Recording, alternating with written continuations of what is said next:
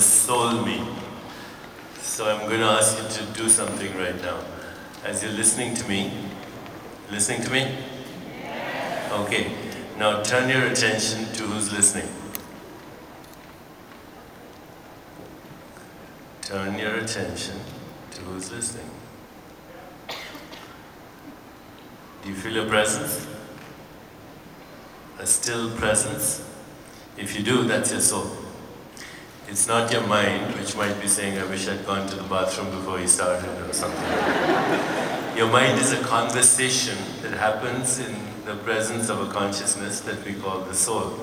And in that consciousness are all your memories, all your dreams, all your fantasies, all your longings, all your aspirations, all your relationships, or what you would like your relationships to be. But in that presence is meaning and context, and also there are mythical stories.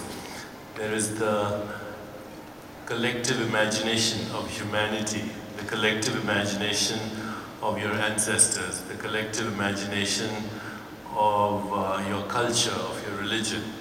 And that is what myth is. Myth, the word myth comes from the word mother, mater, matrix, matter, time, measurement, music, all of this